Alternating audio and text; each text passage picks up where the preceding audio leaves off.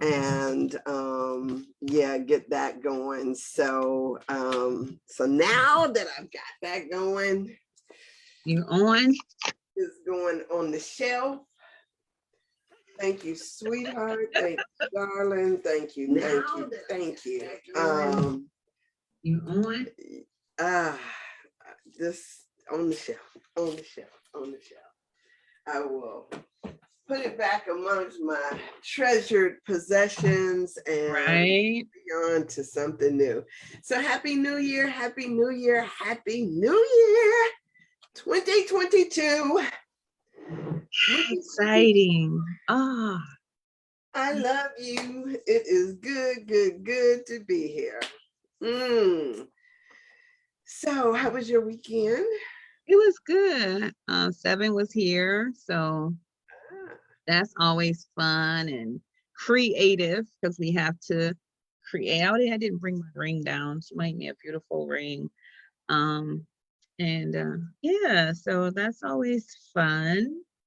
And I worked out last night outside. Well, late afternoon outside. I just wanted to be outside. So I started off in the grass, but it was slippery because of the snow. So then I went into the garage, and I think coming down on that concrete, both my, well, not just my knees, but both my knees and my inner thighs are like so tight. I work myself out harder when I do exercise on my own without, guides or whatever. I don't even realize it until the next day, and then I just feel it all over my body. But for whatever reason, I just felt this really strong impulse, like I need to get outside. I need to jump up and down and be outside. I need outside air. I just had this strong impulse to go out there and do it. So I just turned on my music and went in the cold. 7 had come outside with my mom and built some snow, tried to make snowballs. And so I think that was also an encouragement too for me to go outside. Okay. Yeah, I was out there In the only snow. because my dog, I had to walk my dog. And I was like trying to get her to hurry up. Because I don't know, that cold just went right through me. And yeah, I was Wet kind of cold yesterday too. yeah. So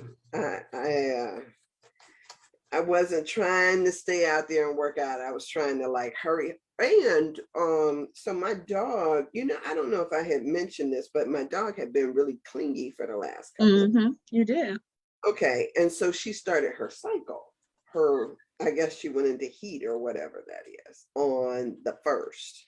Okay. So yesterday, I don't want to say I was walking my dog. Yesterday, my dog decided to walk herself.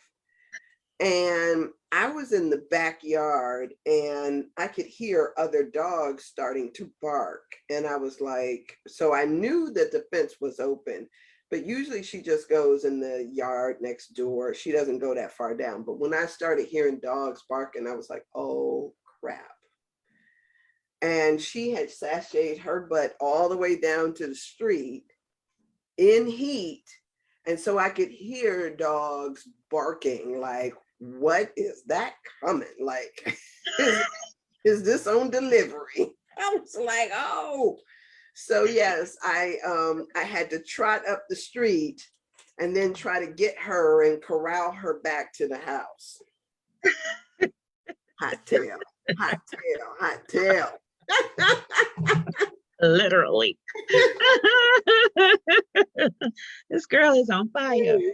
Yeah, that's exactly it. So,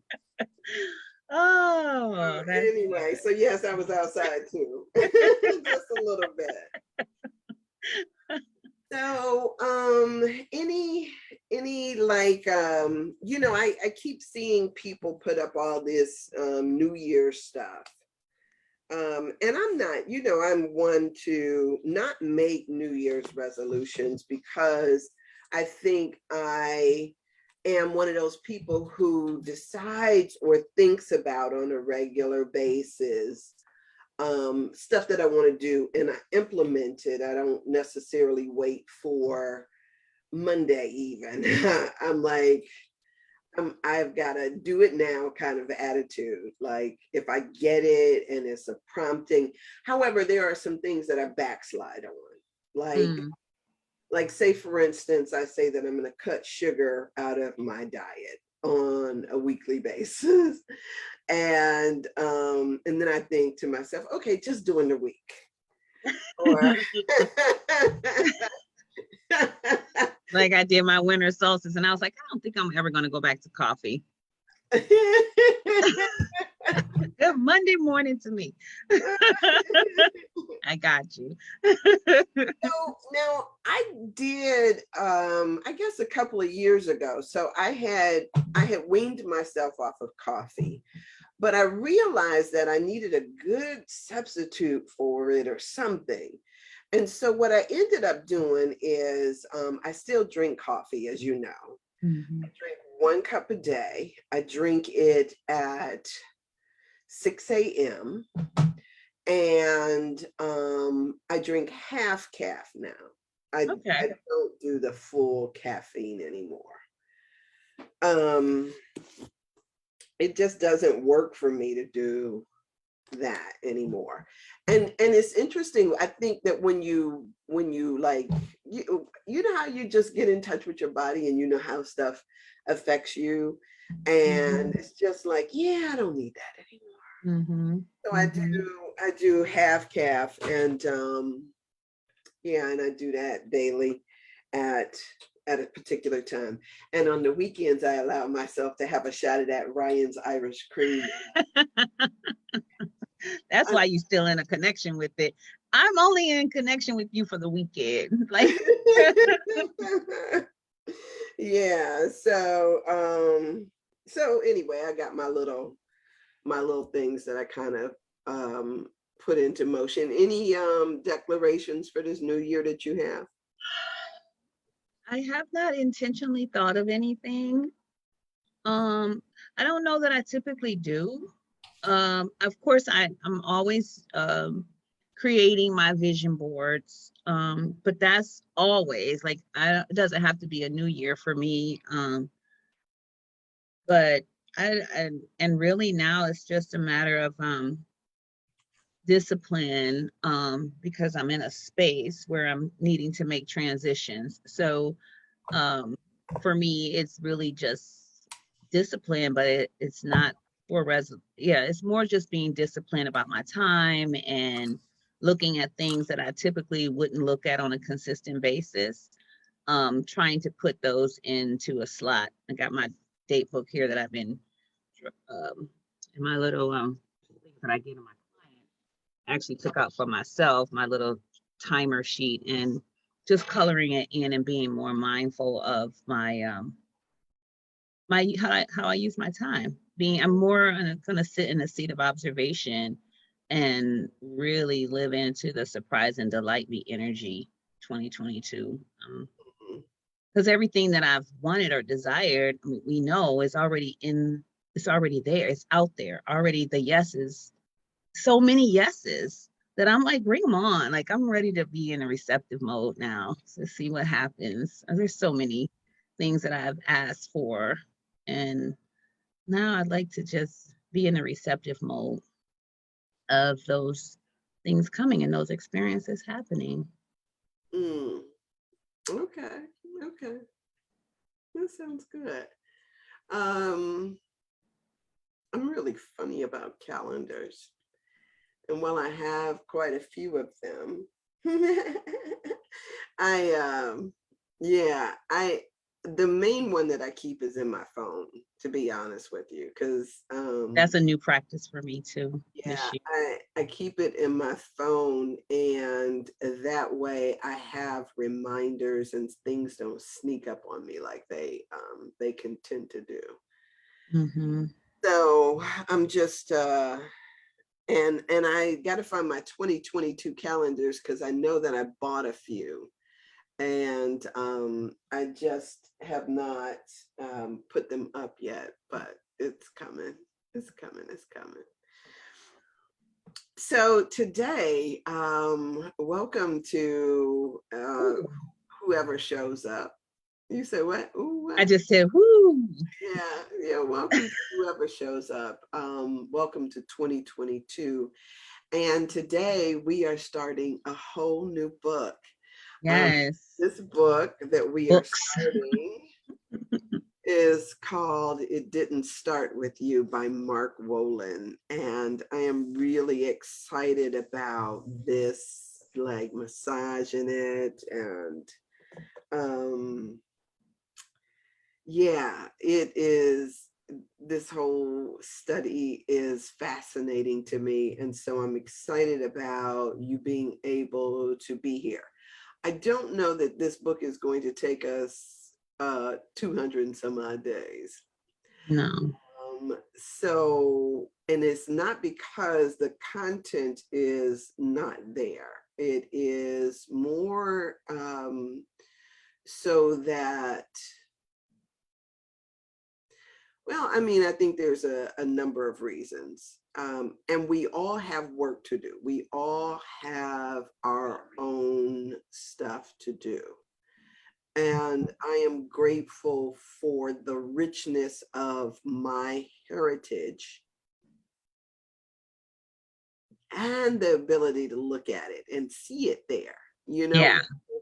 even if we don't quite know the reasons, or we're not quite drawing the strings from here to here and from there, wherever. Even I'm grateful for the heritage, and I am about to just do a deeper dive, even as we read this, into my family history and family background. And so that will be something that I think I'll be doing, behind the scenes, is kind of continuing to do that excavation of my history, my family tree, and trying to get a better understanding.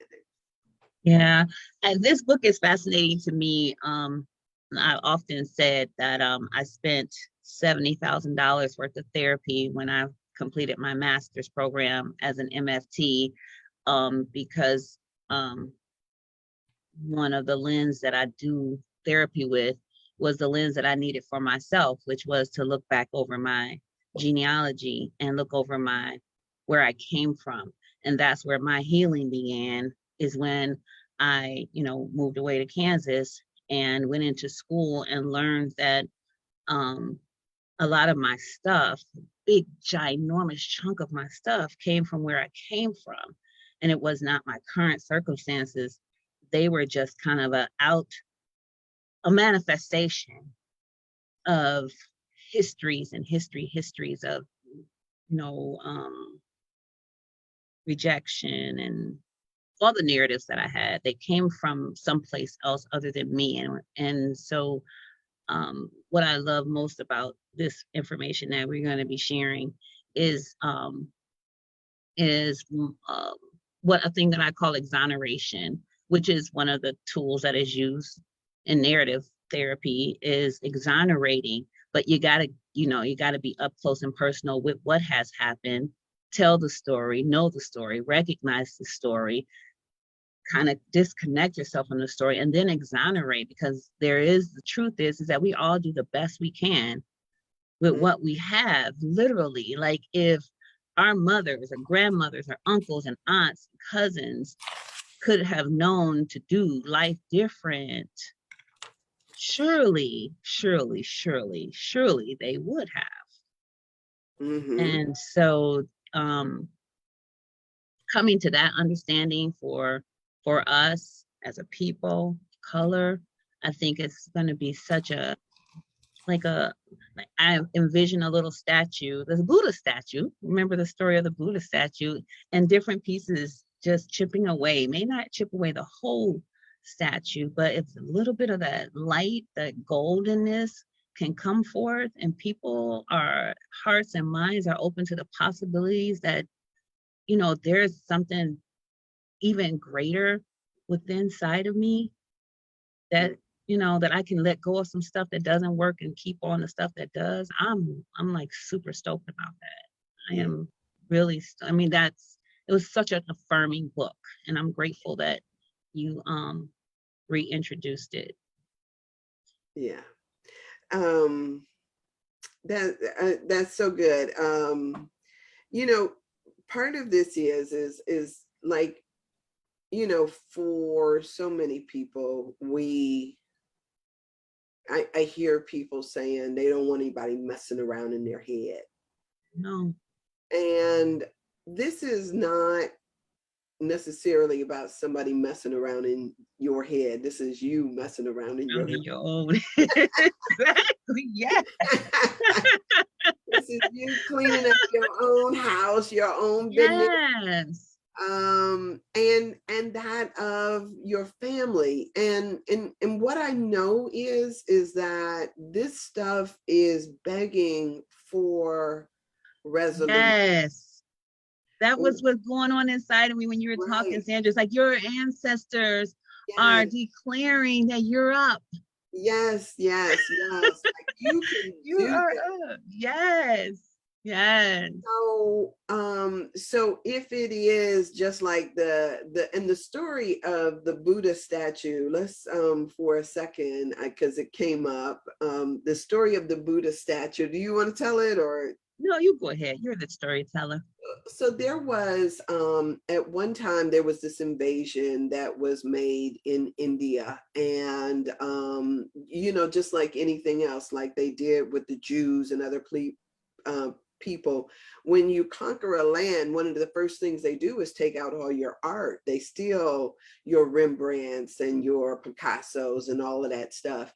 And there are still art pieces that are missing from back in the day when Germany invaded, or all, you know, those countries, Mm-hmm. those invasions. And so what happened was is when British went into India, one of the things that they did was they had this great Buddha statue that was made of gold, and they wanted to hide it.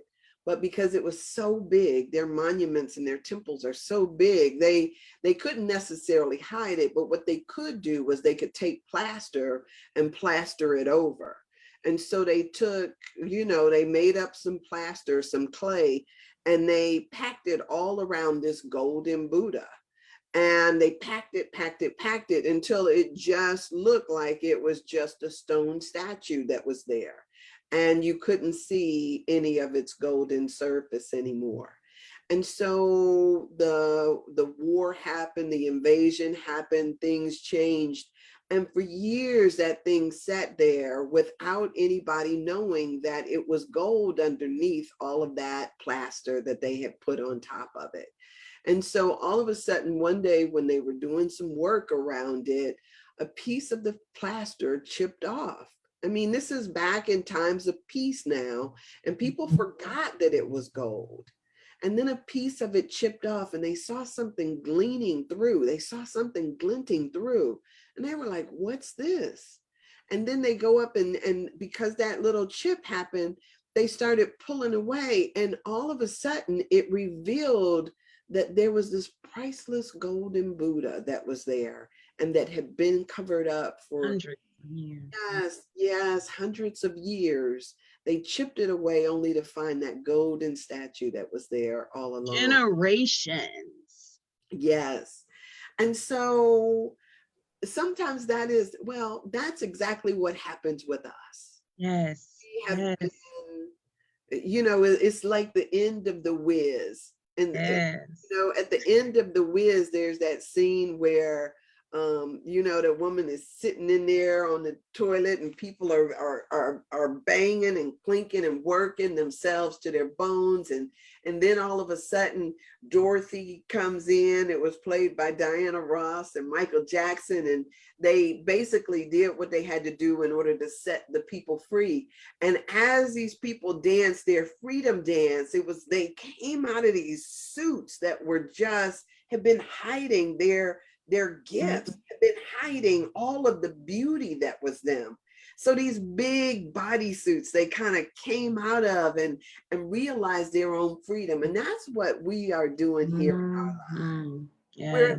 uncovering all of the stuff that we put on, the armor that we've taken on, for whatever reason. We've covered up so much of our goodness, so much of our talent, so much of our art, so much of what makes us beautiful. And so this is just us chipping away at that, just like that golden Buddha. Yeah. So I'm excited. I am too. I am too, and I'm excited for the people who get to experience this, like Who's there? Who from has the generations. Yeah. courage to embark on this journey? Yes. Mhm. Oh, Yeah. yeah. Yes. Yes. So, so y'all know me. I like to go through, and I always do. I don't believe that anything is wasted in the work that we are doing. I think that yeah, that nothing is wasted. So, this was published back in 2016 by Mark Wolynn, and it's in the dedication. The first it is, it didn't start with you, how inherited family trauma shapes who we are and how to end the cycle. And the dedication is to Mark's parents, right? And you'll soon Yeah. understand that a little bit better. Marvin Wolynn and Sandra Lazier Wolynn Miller. So she didn't just stop at that first husband, right? And then he says that I am so grateful for all you've given me. And sometimes we think of when somebody says all you've given me, we think about material things, but there is so much more. Mm-hmm. Yeah. So the first quote of the book, I'm not necessarily going to go through the table of contents, but the first quote in the book says, "Who looks outside dreams, who looks inside awakes." And that is from Carl Jung's letters. He who looks outside dreams, he who looks inside awakes. That is so good. And it's true. Yeah. It's very profound. And there's a line in the Course of Miracles that says, if you do not go within, you will go without. And it is, yeah, it's a truth. If there was a nugget to write down for 2022, like, the journey of going within. And so when we say go within, not just looking, because sometimes we think that within us is just the organs and our bodily function, but we're not even talking about the physical stuff. We're talking more about the mental, spiritual, heart stuff Emotional. that is there. Mm-hmm. Yeah. So we are, this is the realm in which we're excavating, right? Mm-hmm. Not the internal of your physical body, but the internal of your mental self. Now, the question of who am I?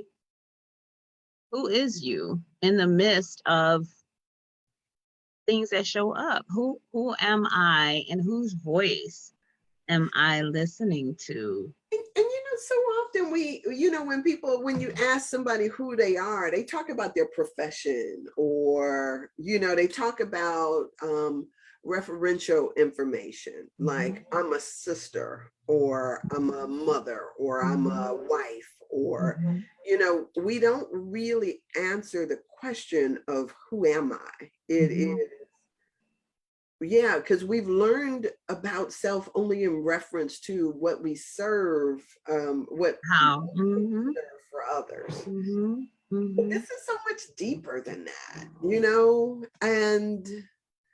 and so as we really, there's a deep listening that has to go on too when we approach other people, Yeah. even as they're revealing themselves to us. There is a listening that involves not just what people say, but what they don't say. Mm-hmm. I love that. I love that. Mm-hmm. You ever ask somebody or talk to well, of course you do, because this is your profession. But when you talk to somebody about their family and how they mention a whole bunch of other people, but you never hear them talk about their parents, or You notice who's missing from the scenario, Yeah. right? Yeah. And the question becomes like, okay, like what's that about? And so this is not just about the referential information, but it is about our own ability to see ourselves and our own stuff in it too. Yeah. Yeah. Yes. And that would be the most rich experience that you can give yourself, is to focus in on you in a, even in the anatomy of the spirit. That's the most, I mean, the best thing that we can do. And I know that it's a paradigm shift, because we've been taught to think about me as selfish. But the best thing to do on a journey of transformation is to think about you and what that means to excavate from the inside out. Like, take out all the clothes and then realign your closet to things that are you. Like, did you just buy that shirt because it was on sale, or did you buy that shirt because this is my shirt? I Yes, would wear it anytime. and Like, I look like the shit in it, and right. if Yes. I paid, yeah, however much I paid for it, yes. You know? So yes, and I want to say here that I'm going to make a declaration. I'm going to make a declaration. No longer is selfish a bad word, What? right? Here, we are declaring that when somebody says you're so selfish, I want you from now on to say thank you, Thank you. right? Thank you. Thank you. We need to start, like cultivating that in our children, because we have been taught that that's a dirty, bad word. Yes. And nobody wants to be found being selfish. But I want you guys to redefine that for yourself Yes. and say thank you. Because without that central spot, none of the rest of this stuff makes any sense. Yeah, because you gotta do this work for you. Yes, yes, yes, yes, Mm-hmm. Mm-hmm. yes. And why would we need you? Right? If there wasn't something special and wonderful about you and what you bring to this planet at this time, why would we need you? Exactly. Just to be another cog in Carbon the copy. wheel? Yeah. No, we need the gifting that is you. And until you see yourself as that golden Buddha, you are Right. bereft. I like that word, bereft. You are at a disadvantage.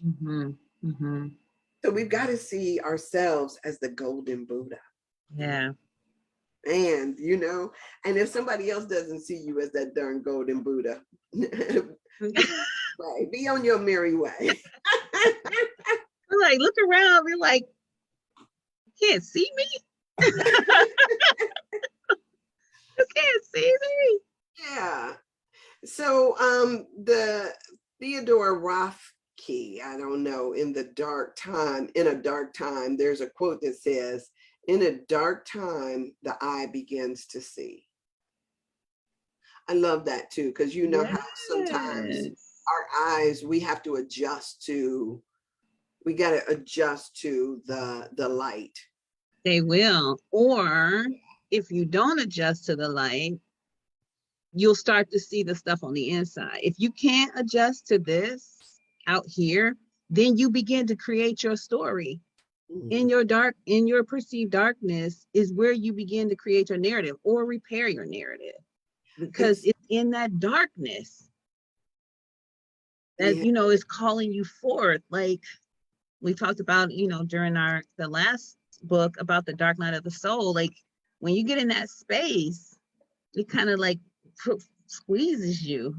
Get some orange juice or what? You get to create in that dark place.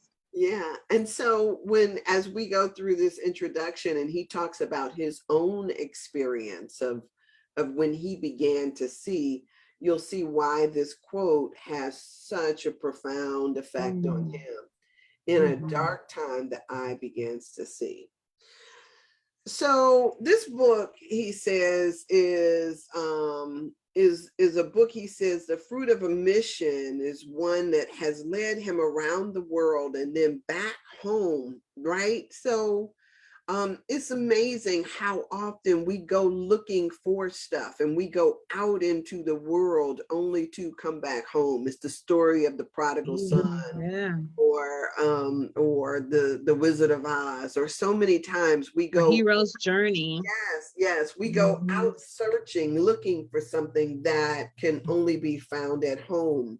And so he says for more than 20 years, he worked with individuals who struggled with depression, anxiety, chronic illnesses, phobias, obsessive thoughts, PTSD, a whole bunch of other debilitating conditions, right?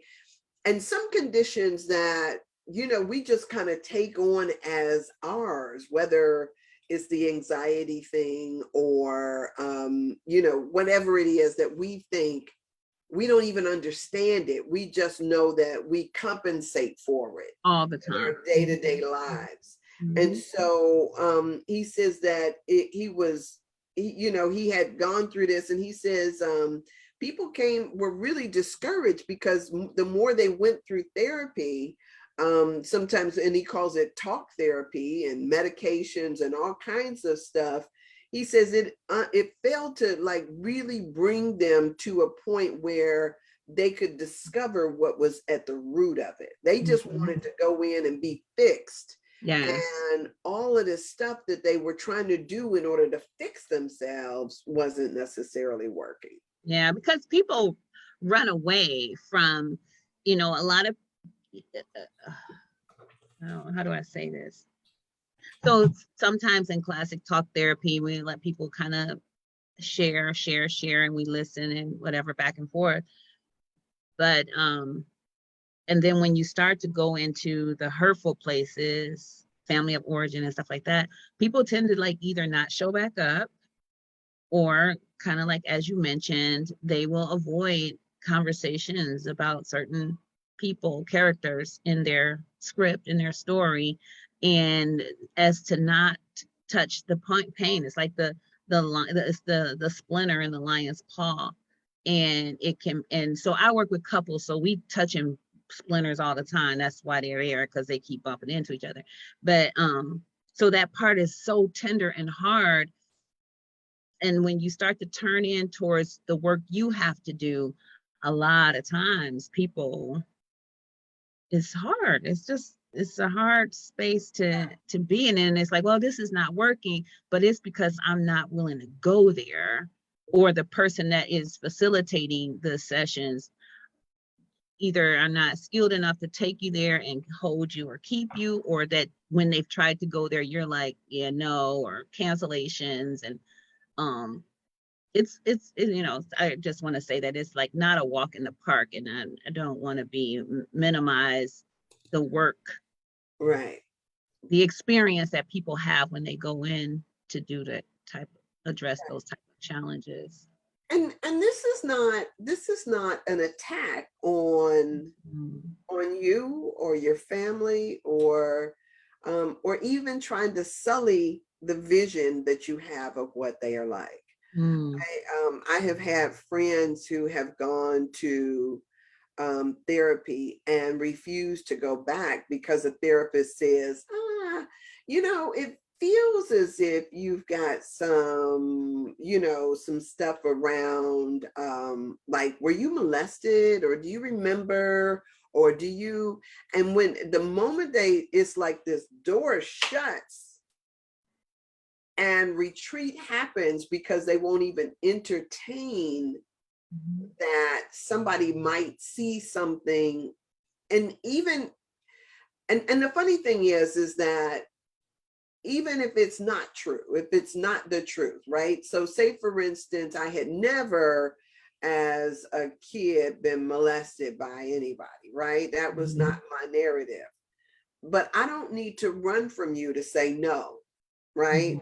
Mhm. Mhm. I don't need to feel awkward and you're pressing. Sometimes people, um, they don't. like a particular line of questioning, or it makes them feel uncomfortable.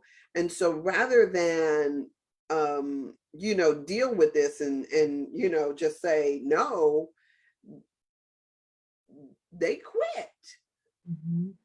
Um, I've seen it happen. I've seen it Mhm. happen. Um, for me, I can own my truth. And I hope that one of the things that you are learning, whoever it is that is learning, is how to speak your truth and then just sit in it, right? Because a lot of times what people, I go into the doctor's office and they'll ask you questions as they go down their checklist. Any drugs or alcohol? And if you say no, then they sit there and look at you like you're going to adjust your answer. Well, what I say? I'm going to look back at you. I'm going to stare you down. What I say? I don't have a need to come in and lie to people, right? If I tell you, if and they are so good at doing that. I don't know why that is, Stephanie. But doctors have this look, and they look at you as if you're lying to them. Really, I don't experience that. Oh, girl, I do. I That's do. interesting. They sit there looking at me like, or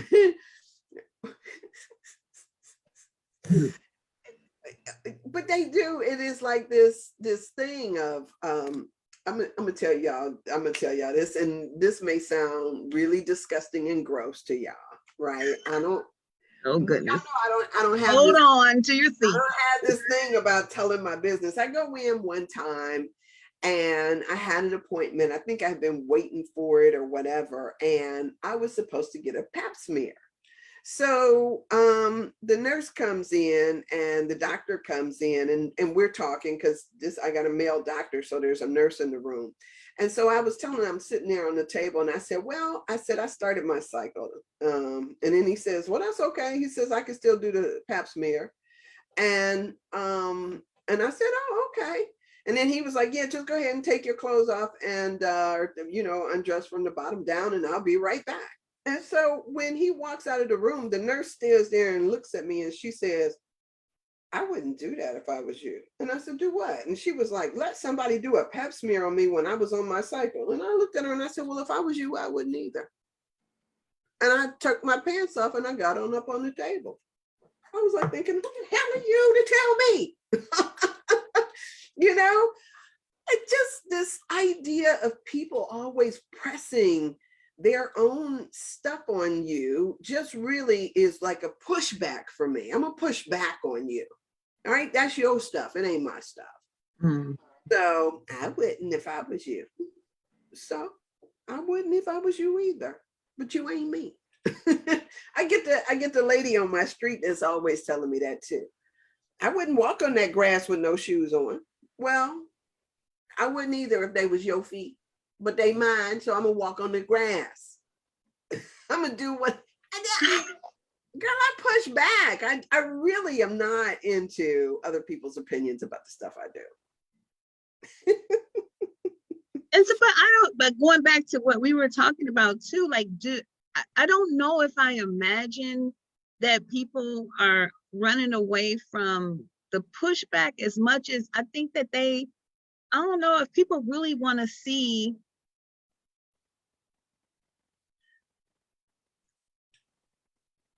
what their higher self has been telling them all along.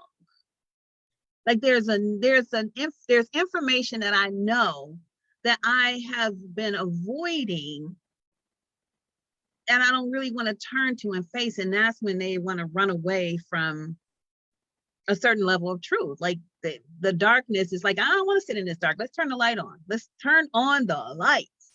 I don't want to have to let my eyes adjust to a dark place.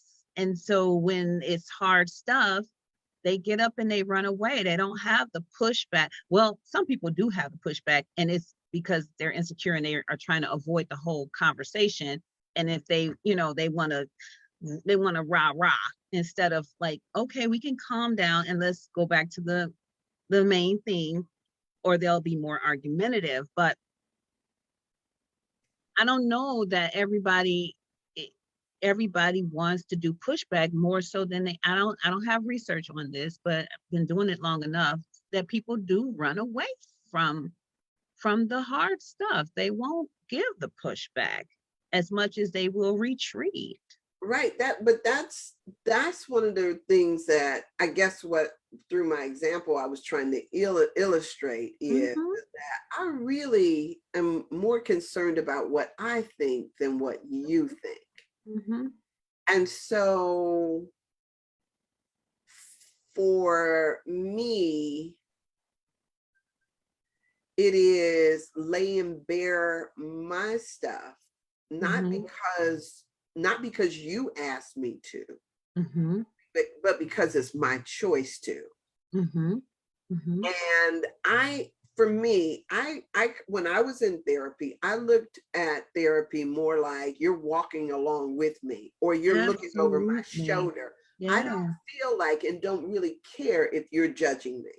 I Mm-hmm. really don't care if you're writing your stuff down in your little book because this ain't about you, Right. right? All I'm asking is it's kind of like, show me the scales so I can play this myself. Mm-hmm. But I think that because in this country we are so accustomed to being judged or graded, or people, it's kind of like this thing, almost like this pen and their notebook is a weapon against us. Where And do we get that imagination from? Like where does that I from television? Where does we've the learned idea? that. We've learned that in school. Well, definitely in school, yeah. The Yeah, teacher your and the school teacher, principal. yeah, they write down stuff in their little book. We have been told, That's so good. They I bring don't, out the grade books and yes, and I don't know about yes, you, but I was always told that God kept a ledger or a record of my sins. like That Santa God was, Claus. yes, he was writing down my stuff and it was kept in a big file cabinet. So when you start writing down stuff on me, I'm flipping you the finger. Like, even though it may not go any place other than in your file cabinet, I'm like sitting there like this. Because I know it's not about whatever you writing down in your little book, right? That's like one of those things it could be very, very annoying. Mm. It can be very annoying. I'll just put it that way.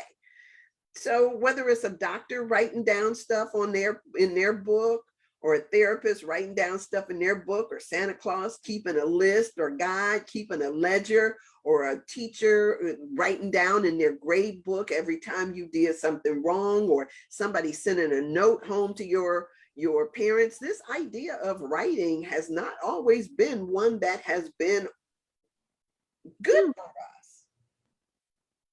And even in our community, before we could read or write ourselves, somebody Right.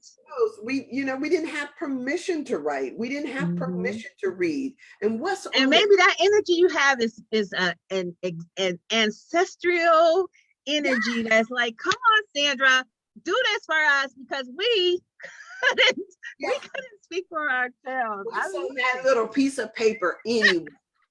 Darn it. Take that paper and just I love this. so I love it. I love it. I love it.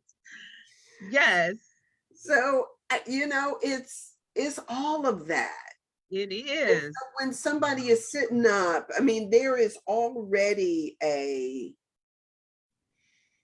when we're talking about going to therapy, there is already this: when you come in the room, somebody is either sitting there behind their desk or they're sitting in a chair and they got a little notebook and a pen and pencil out, as if there is already set up a hierarchy. There's Mhm. already a disconnect. So you're not looking at it in the same kind of way that you would if this was me and my girlfriend just sitting up here having conversation. I would Mhm. look at it more like Yeah, like I'm being judged, like I'm being weighed. Oh, well, so wait, a good, not, that's a judgment. So clinicians do have the option of saying, because of that belief, when a person comes into the room, I am going to take some notes. Do you mind? You are welcome to see them as I'm doing it, or whatever, to catch people off guard, let your defense down. This is what I'm doing. I'm an old lady. Guys, got to be able to keep some stuff intact. So that is it is a practice that that you can request too. So anybody's listening, you can request. Can I see what you write down? Because a lot of times it's just question marks. Like, I need to ask a question here. It may just be a question mark to remind. But anyway, I get that. I was reminded when I was married to Rob, my second husband. So he would always forget stuff.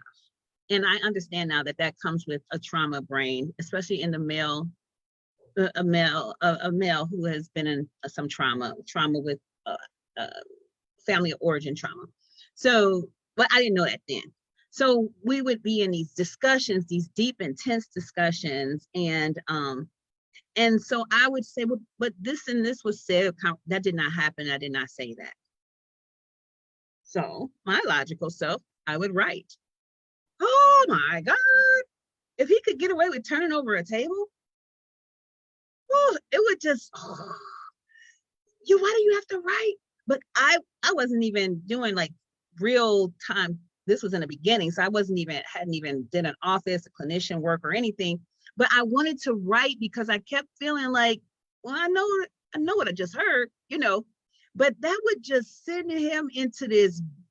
If he could get away with turning over a table, but he came from a very judgmental, critical household. That was one of his greatest defenses, or one of his biggest wounds, was that criticalness. And now that you explained that to me, it's funny because I stopped doing it, but it's funny how visceral his reactions were to that. And yeah, so that's interesting to me. And it's funny because if I kind of do the same thing. If I'm in an argument or a debate, if I'm on the phone, I sit and write notes. If I'm looking at you face to face, it would be offensive for me to not be present and write down a note. I know that when I'm face to face, I need to be fully present, and I need to manage my energy in a different way. Mm-hmm.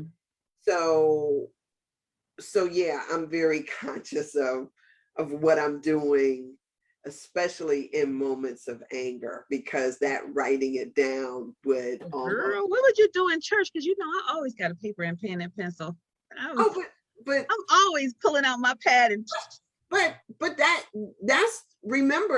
what I'm saying. I push back on people that even if I'm feeling a level of discomfort, pulling out the pencil and pen ain't gonna stop what I'm having to say. Gotcha. Okay.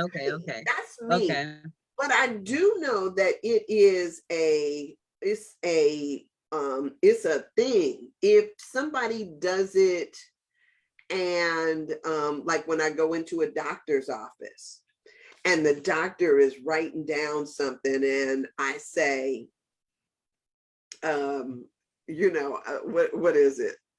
I don't know. It could be anything I say. And they stop writing and they look up at you. I look up at it, and what you gonna say? What I almost it's an act of aggression. I think it's an act of aggression. It can be an act of aggression. So to write or to stop writing can be taken in a number of different ways. So when they talk about this talk therapy, it can be so convoluted. And that's one of the reasons why from time to time, especially like the other day when I talked about being that Girl Scout leader and how we did crafts, when we were doing crafts and we were involved in an activity, that took our minds off of how somebody was reacting to what we were saying. It made it so much easier for us to have conversations that just brought up and out stuff that you probably never would have told if I'd been sitting there staring at you. Mm-hmm. Right? Because it disarms you. Yeah. That I don't know what that is about working with your hands or working on a project, but it tends to disarm you so that you're not so closed. But if I got to sit there in a seat and I'm watching you as you write down some notes on me, I that's funny. But yeah, it took me, it takes getting to the point where I really don't care what you think about me. Right. This is about me. Yeah. Come and get what you came for. Yes. So he goes on and he says what he's learned through his experience, training, and practices is that the answers lie within your stories, your own stuff about whether it's your parents, your grandparents, all of those things. And he said, he says, recently, we heard about post-traumatic stress syndrome back after Vietnam, when they were really trying to explain some of the things that people had gone through, PTSD. It just kind of rolled off. And a lot of times people just thought about it in relation to wartime stuff. Correct me if I'm wrong, right? Well, in the beginning, I think that, well, unless you were in the clinical field, in the beginning, it was just war. But yeah, but it's tied to so many things. Us as people of color, people who have had abortions, have strong and of course sexual violations and betrayals, women who have dealt with repeated infidelity. There's it's a thing, period. And it is a state of mind. Right. And we don't know, so now trauma is something that we recognize can be, you can get it secondhand. We as children experience it by, say, for instance, a parent who disappears for a period of time, or something changes in their world. One of the things I know that people talked about is why we play peekaboo with little babies, right? Because it's a thing. This idea of impermanence, and that things disappear and then they reappear. And that is okay, right? Good morning, Erica. Yes, you are late, darling. How are you? Happy New Year to you. Happy New Year, Miss Erica. Yes. So it's this idea of peekaboo, like, let me show you that even though you don't see me, it doesn't mean that I'm gone. Hey, Sarika. Good morning. Happy New Year, Sarika.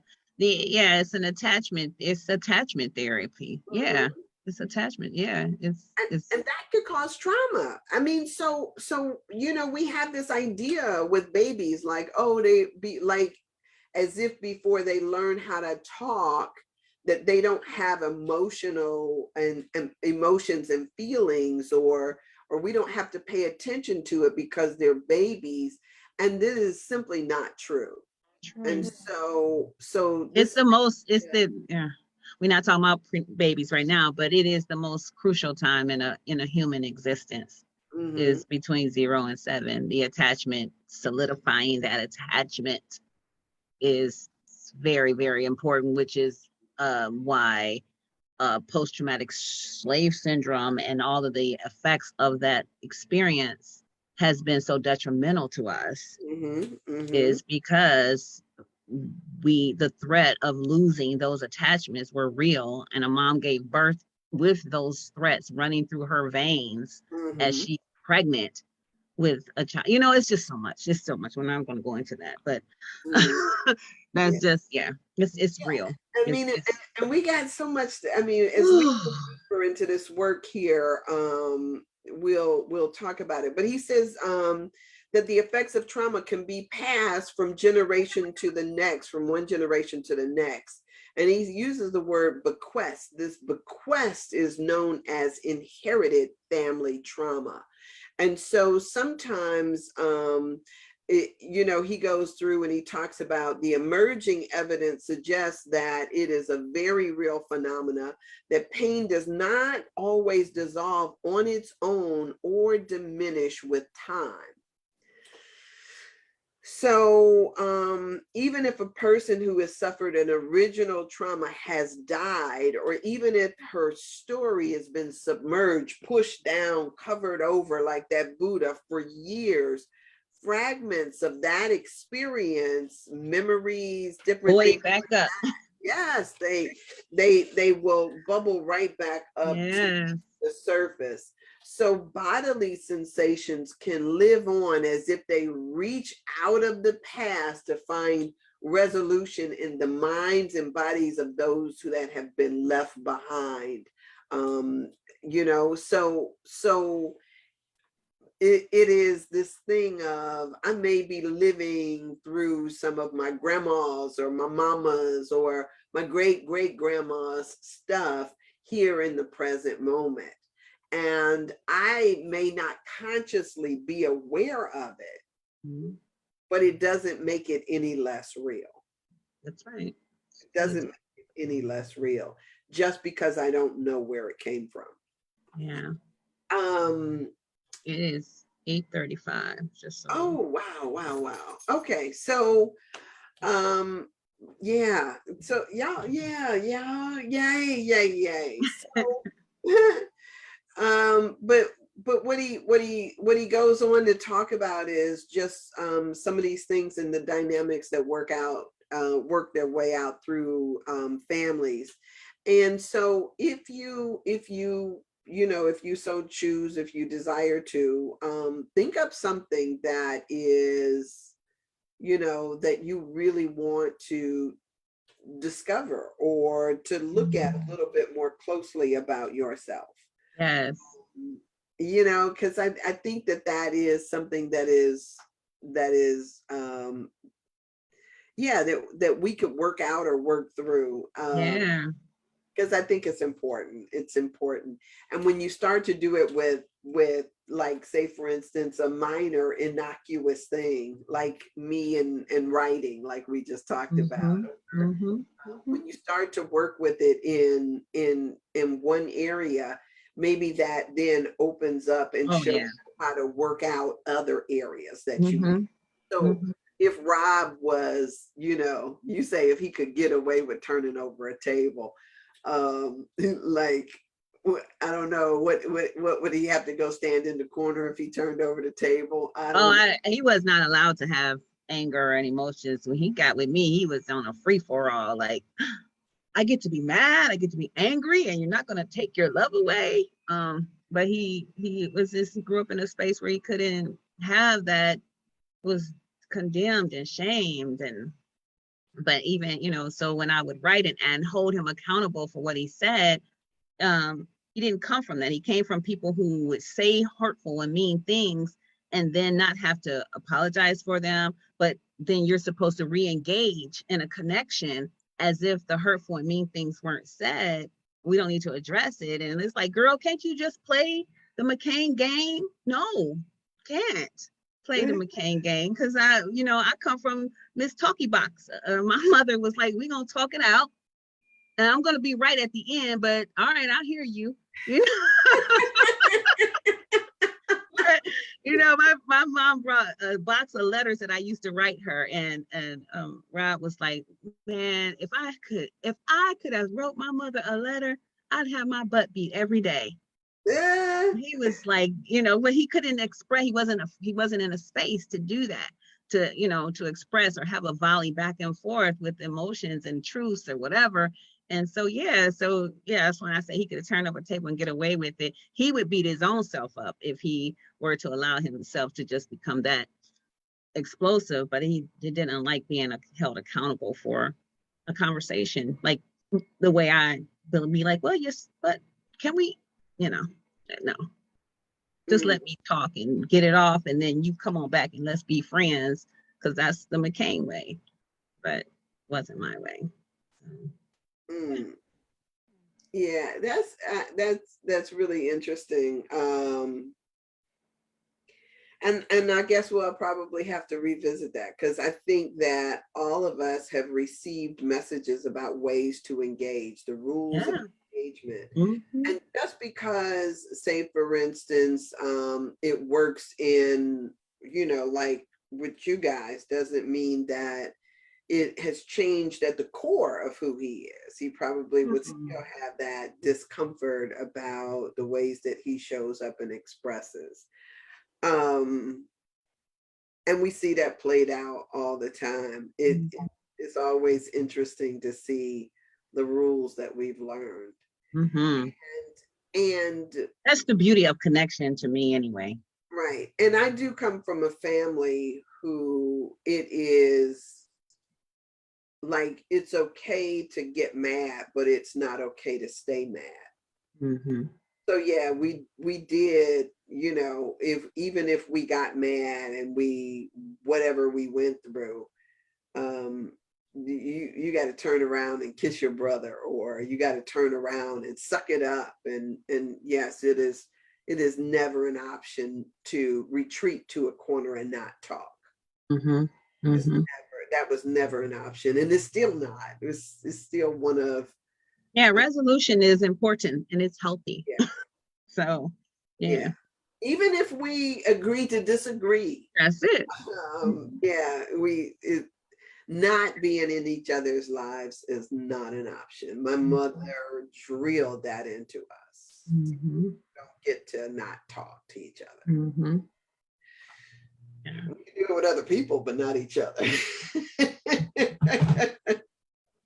Okay. Okay, well, thank you so much for this, Miss Stephanie.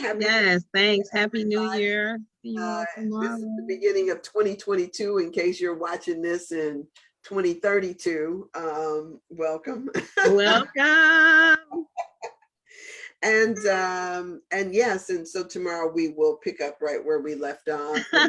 Wonderful new book, It Didn't Start With You, by Mark Wolynn. I will see you all. All right. Thank you, Stephanie. Yes, thank you. Have an amazing rest of your day. Yes. All right, y'all. We are off of here for today. And I'm looking forward to this particular book. I was complaining to Stephanie even before we started this about how small this print is, and the difficulties that I'm having even with this book. So we're gonna power through this, because it's got such good information in it. And I think that for all of us, asking ourselves these questions is just what drives us. It's what's so good. It's so good. It's so good. So anyway, Happy New Year. I hope y'all had a great New Year. And I know that it will be a great year nonetheless. So I bless you. I thank you for being here. And I will see you here tomorrow, 7:30-ish, same time, hopefully, or whatever time you show up is all good, because this is all here. All right. So blessings to you. Blessings. I'll see you tomorrow. Bye. Bye. All right.